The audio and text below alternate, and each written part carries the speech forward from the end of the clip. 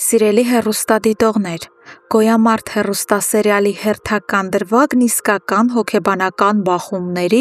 ստի մերկացման ու անսպասելի հաղթանակների էպիկենտրոնն էր։ Այսօր մենք ականատես եղանք, թե ինչպես է սառը դատողությունը հաղթում գազանային ագրեսիային և թե ինչպես են անցյալի ուրվականները վերջապես ստանում իրենց իրական դեմքը։ Սերիայի ամենալարված և սպասված զարգացումներից մեկը տեղի ունեցավ Սարգսյանների տանը։ Դավիթ պապիկը վերջապես որոշում է կիսվել Թորան, Դավիթի հետ և բացում է խաղաքարտերը։ Նա հայտնում է, որ իրականում Ավոն վերադարձել է և որ իրենք արդեն մի քանի անգամ հանդիպել են։ Երբ ապշած Դավիթը փորձում է ճշտել հորեղբոր գտնվելու վայրը, պապիկը խոստովանում է, որ հստակ տեղ չգիտի, բայց տալիս է ամենակարևոր բանալին։ Ավոն սերտ և շատ վտանգավոր կապ ունի իրենց գլխավոր թշնամու՝ Հունանի հետ։ Այս միտքը Դավիթի գլխում կայծակնային միացում է առաջացնում։ Նա հիշում է վերջերս իրեն հանդիպած այն խորհրդավոր տղամարդուն, ով փորձում էր իրեն լարել Հունանի դեմ և խոսում էր վրեժի մասին։ Դավիթը հասկանում է, այդ մարդն իրականում հենց իր հորեղբայր Ավոն էր։ Երիտասարդ, բայց խելացի Դավիթից երկար ժամանակ չի պահանջվում Ավոյին գտնելու համար։ Նրանց հանդիպումը վերածվում է իսկական հոգեբանական մենամարտի։ Ավոն, հավատարիմ իր խորամանկ էությանը, անմիջապես մտնում է զոհի դերի մեջ։ Նա հորինում է ահռելի մի սուտ, թե իբր տարիներ առաջ գնացել էր Մոսկվա Ռաֆոյի որդու հետևից, բայց պարզվել էր, որ երեխան մահացած է։ Սակայն Դավիթը նրանցից չէ, ում կարելի է կերակրել նման էժանագին զառանցանքներով։ Նա սառնասրտորեն կանգնեցնում է Ավոյի ստի տարափն ու մեղադրում նրան ամենածանր հանցանքի մեջ։ Նա պարզապես վախկոտի պես լքել է իրենց և մոռացել անգամ հարազատ հոր գոյության մասին։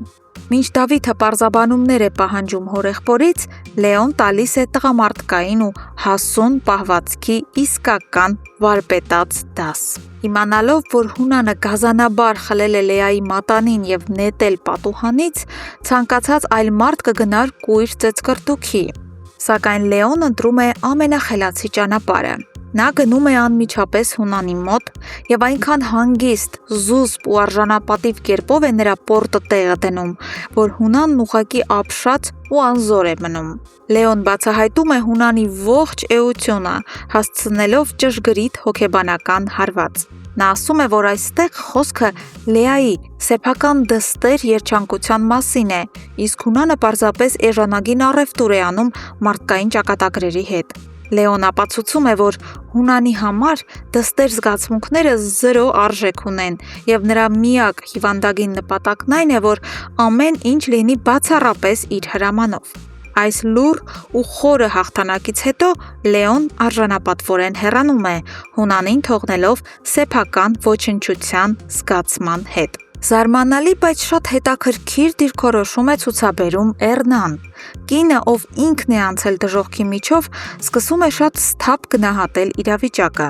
Նա իր մտքերով անկեղծորեն կիսվում է Հունանի հետ, տալով երիտասարդներին ամենաճշգրիտ բնութագիրը։ Էռնան նկատում է, որ Մանանն իր խորամանկությամբ ու բնավորությամբ իսկական հորեղբայր Ավոն է,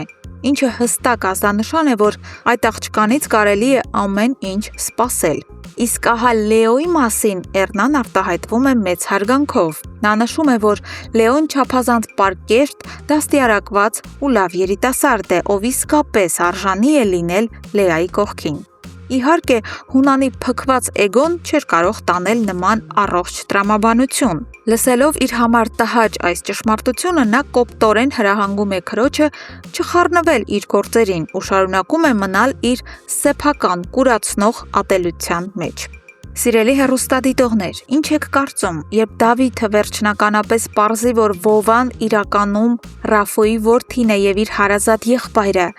ինչ հաշվեհարդար կտեսնի Ավոյի հետ այս ստի համար։ Եվ արդյոք Էռնան, տեսնելով Հունանի անարդարությունը, կսկսի գաղտնի օգնել Լեային ու Լեոյին։ Անպայման կիսվեք ձեր ամենահամարձակ վարկածներով ու կանխատեսումներով մեկնաբանություններում։ Մենք անհամբեր սպասում ենք ձեր յուրաքանչյուր կարծիքին։